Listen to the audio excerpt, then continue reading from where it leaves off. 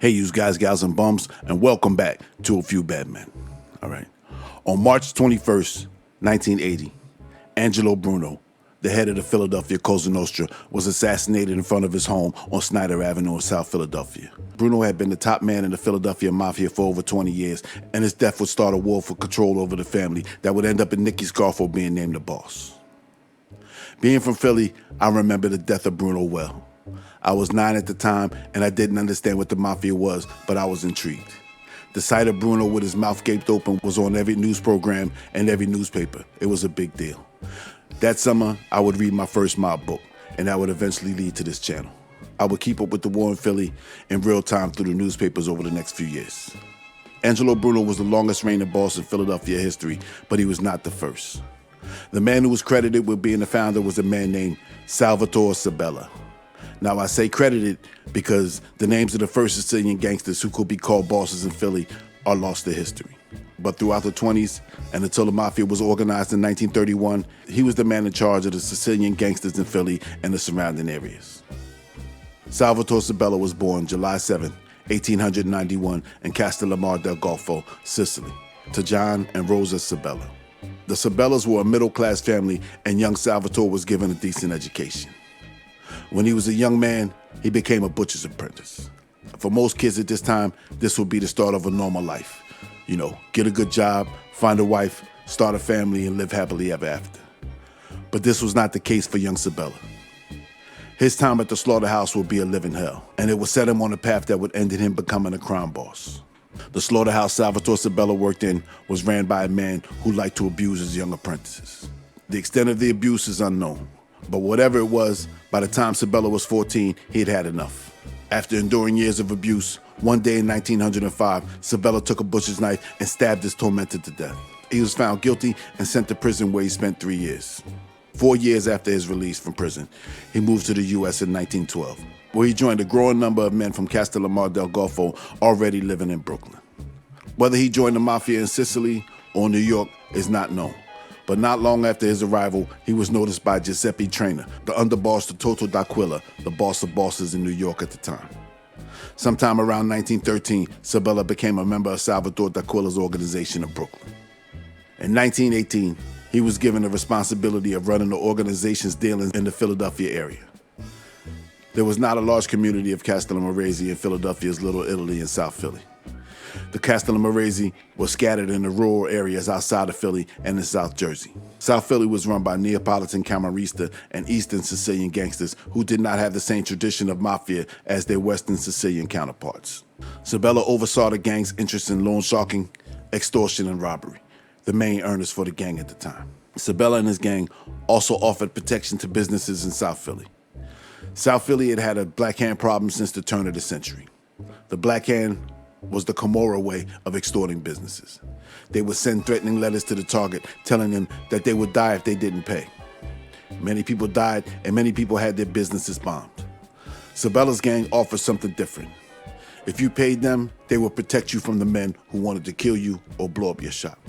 To many shop owners, this seemed like a better deal than the black handers. Many owners gladly paid up and others sought out Sabella for his protection. In 1919, Salvatore Sabella met and married a young woman from Castellammare del Golfo named Maria Galante. Yeah, I know what you're thinking. And yes, cousin, I believe. Sabella opened an oil and cheese shop in South Philly where he and his wife began to raise their family. They would eventually have 4 children, 3 girls and a boy.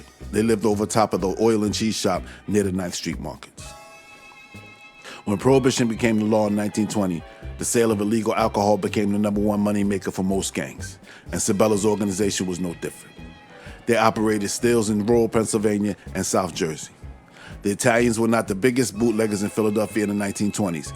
Max Boo Boo Hoff and Mickey Duffy were far more successful bootleggers, and they supplied Sabella and his gang with quality liquor that they could cut and sell in South Philly, or sell it uncut to the high class for a higher price outside of Philly.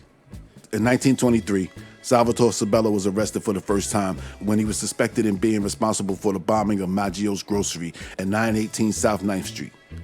Sabella and Maggio were close friends, and Sabella was the godfather of Maggio's son, who was born in 1920. Maggio told the police that they had the wrong men, and after a $1,500 bail was set, he paid for Sabella and the other 2 men to be released. It seems like this bombing was not related to any criminal activity, and it had something to do with those who supported Benito Mussolini and those who opposed him, and the case was eventually dropped. Like I said before, South Philly's Italian neighborhood was dominated by mainland Italian gangsters. The Sicilians run by Sabella were in the minority. In the 20s, the men who ruled South Philly were the Lanzetti brothers. They were not bootleggers to any level of importance. They dabbled here and there, but their main money earners were extortion and dope. On a hot summer day, August 18, 1925, Joseph Bruno, alias Joseph White, was walking down Catherine Street between 8th and 9th. As he walked, a car driving down Catherine came to a stop. 3 men stuck weapons out the window, and shots rang out. Bruno was hit with 14 steel pellets from automatic shotguns. He fell to the ground and was taken to the hospital. "They got me all right," he said. "Who?" the police asked. "No one. I'll get him myself." He would never get his revenge. He would die 2 days later in the hospital. Immediately after the shooting, the police would be in a high-speed gun battle through the South Philly streets with the shooters in a getaway car. When they finally caught up to the car, they found Ignatius Lanzetti with one of his fingers nearly blown off. He was arrested, but later released. Now, Joseph Bruno was a dope dealer from Brooklyn and under the protection of the Sabella mob. The Sabellas wasted no time in getting revenge for their fallen friend. Before Bruno even expired, the streets of South Philly erupted in gunfire. Ignatius Lanzetti was shot in the side during one of the incidents, but he would survive. His brother Leo would not be so lucky a few days later. Over the next few days, several shootings left people dead or injured. At around 8:30 p.m. on August 22nd, 1925, Leo Lanzetti was at his saloon near the corner of 7th and Bainbridge. He walked outside and stood talking to his youngest brother, Teo, unaware of the car parked across the intersection. 5 men got out of the car with handkerchiefs over their faces and walked towards Leo Lanzetti with their hands in their right pockets. When they got within a few feet of Leo, a signal was given and shots rang out. All 5 men pumped lead into Leo before returning to their car and escaping east on Bainbridge. Leo Lanzetti was down with 5 bullets in him. He would be taken to Pennsylvania Hospital where he would die of his injuries. Salvatore Sabella was one of the men who put an end to Leo Lanzetti, getting revenge for Joseph Bruno. That next year in 1926, Sabella moved his family from the dangerous streets of South Philly to Lancaster County. Over the next few years, the Sabella mob and the Lanzettis would butt heads, but it never escalated to an all-out war. But in 1927, Sabella was forced to flex his power once again. Anthony Musky Zangi and his brothers were originally from Camden, New Jersey. Musky was a longtime criminal. He was a hijacker, stick-up man, and bank robber. In 1919, he was convicted of killing a police officer. Musky and 4 other men attempted to rob a black man. When they only found 35 cents in his pocket, they threw the money in his face and ran into a saloon at 9th and Christian Street. The victim found a police officer and told him what happened. Officer Joseph Sawinski went into the saloon and said that he would lock up the first man to come out. Musky came out and shots rang out. Musky shot the officer 5 times, leaving him dead on the sidewalk. He would go on the lam, but was arrested a few weeks later in New Jersey. He was tried and found guilty. The next year, he was awarded a new trial. This time, the jury found him not guilty, and he was let go. In June of 1922, he was sentenced to 3 to 10 years for bigamy after marrying Anna Kolchevitz in 1918 and then Peggy McMichael in 1923. While he was out on bail for his bigamy charge, his first wife, Anna, had him arrested again for assaulting her at 8th and Christian Street.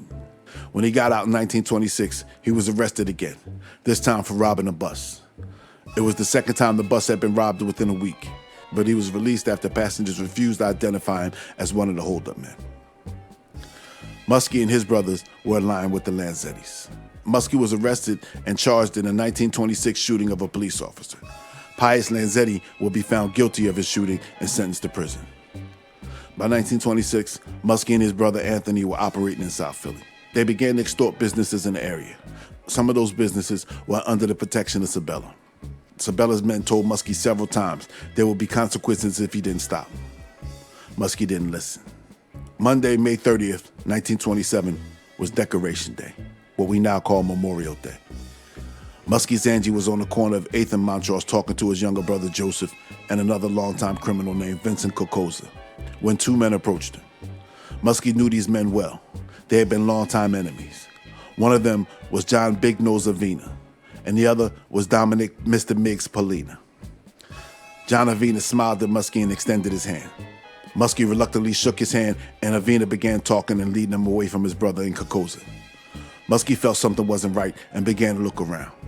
He saw a blue sedan come roaring down the street. Avina released his hand and dropped to the ground.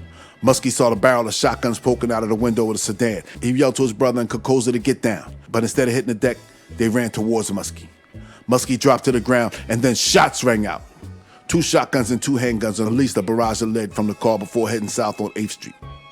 Musky stood up and found his brother Joseph and Vincent Kokoza riddled with bullets, dead on the sidewalk. John Avina stood up, brushed himself off, laughed, and ran away. People began to shout that the car was coming back. Musky tried to run, but Dominic Polina grabbed him and tried to hold him, but Musky broke away and escaped. Musky felt guilty. He knew that the bullets that killed his brother were meant for him, and he wasted no time in getting his revenge. Within an hour, he was at the police station shaking but ready to talk. He would not get his revenge in the streets.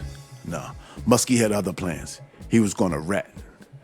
Before midnight, Salvatore Sabella was arrested along with John Scapoletti, Joe Ida, Dominic Polina, Joe Avina, Dominic Testa, and Luigi Quaranta. The men were brought in for Musky to identify. With a detective on each side of him, Musky went down the line. He looked each of them in the eye and identified him. He said, "You're one of the dirty rats that killed my kid brother. I'm going to squeal. I'm going to tell the bulls everything I know about each and every one of you. You rotten rats, you dirty dogs. You never gave anyone a chance for his life, let alone my kid brother." When Musky got to Sabella, he said, "So you're the guy who pulled one of the triggers. I'd like to shoot it out with you right now. You're a dirty, rotten rat, and you couldn't fight fair. I'll give you 2 guns, and I'll take 1 shell of my gun, and you wouldn't fight me." Sabella, who stood several inches over the 5'2" Musky, looked down at him and smirked.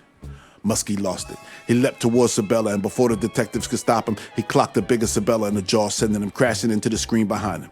The blow knocked Sabella's straw hat off his head and wiped the smirk off his face. He laid unconscious while the cops took Musky away.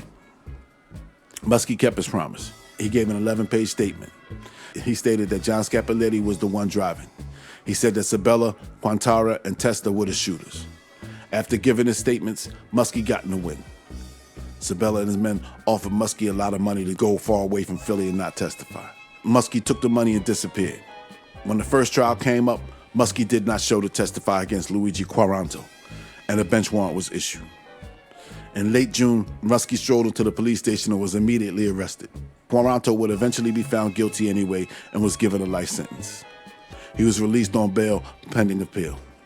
Musky came back just in time to take the stand against Scapoletti and identified him as the driver. During cross-examination, he let it be known that he was hoping for the death penalty for all of the men. In the end, only Quaranta will be held accountable for the death of Joseph Zangi and Vincent Kokoza. He would remain in jail until he was pardoned in 1938. The charges against Sabella and the rest were dissolved, and they were released. Musky was still around, still dangerous, and still pissed. On the morning of July 3rd, 1928, Sabella associate George Catania was standing on the corner of Christian Street and Passyunk Avenue talking to his friend Walter Boscher. The conversation was interrupted when a car slowed in the intersection, and a man waved and called to Catania. Catania approached the car to get a good look inside. When he got around 5 feet away, the men in the back seat raised shotguns, and shots rang out. Catania was hit with 15 steel pellets. The shots spun him around. He hung suspended in the air before collapsing straight onto his face. A second volley of shots passed over his body, ricocheting off the nearby buildings. One of the strays struck Walter Boscher, and 2 struck 12-year-old Michael Roski in the groin and abdomen, knocking him off of his bicycle. They would both survive, but Catania would die several hours later in Pennsylvania hospital. After the shooting, Musky moved back to New Jersey. In 1930, he would be sent to jail for 10 years for being a gunman and a robber. For Sabella, this was a time for war. Back in Brooklyn, mafioso from Castellammare del Golfo, led by Salvatore Maranzano, were going to war with the forces led by Joe the Boss Mazzarri. Sabella, who had left the country after getting off of the Zangi Kokoza murders, returned to the U.S. when the conflict began. He gathered a dozen or so men and joined the fight in New York. The extent of his participation is unknown, but in 1931, the Maranzano forces would be victorious. Maranzano would be the boss of bosses for a few months until he was removed from his position in a hail of bullets. Charlie Lucky Luciano became the biggest gangster in America, and he did some restructuring. Sabella was a little too close to Maranzano for Charlie's liking. He removed Sabella from his position, and John Big Nose Avina will be named the first boss of the Philadelphia family after the modern Cosa Nostra was formed. The Sicilians would eventually take control over South Philly. In 1939, the last important Lanzetti would be killed. The others would live the rest of their lives in Detroit. Sabella would retire and live the rest of his life in the suburbs. He would be a resource to the future bosses of Philadelphia and until his death by natural causes in 1962 at the age of 71. Many of the men he initiated to his family will go on to do big things. John Avina, Joe Ida, and Dominic Polina would all take turns being the boss until the reign of Angelo Bruno. Harry Riccobini, who was 16 years old when Sabella made him, will go on to run his own faction in the Philly mob, but that's for another story. And that, my friends, is The Skinny on Salvatore Sabella, the first Sicilian boss of Philadelphia. I hope you guys enjoyed the story as much as I enjoyed telling it. If you like what we do over here at A Few Bad Men and you want to be a part of it, you got to bump off that subscribe button. All right, it's the first thing you got to do. Next thing you got to do, you got to break that thumb, ring that bell, set up for all notifications. And if you want to help the boss produce the channel, you can join the YouTube membership or the Patreon. If you want to slip an envelope upstairs to the boss to help the channel run smooth, the PayPal link is in the description. I have some new Shots Ring Out t-shirts available in the merch store. Go grab yourself one or grab one for somebody you love. All right? And stay tuned. I have a really good story I'm working on right now. It was going to be a little too long, so I didn't want to do it this week. But I should have part 1 of that for you by the end of the week. I found some stuff I want to share with you guys, and I think you'll really enjoy it. All right? So this has been A Few Bad Men. Keep your nose clean and don't take any wooden nickels. I see you in the funnies.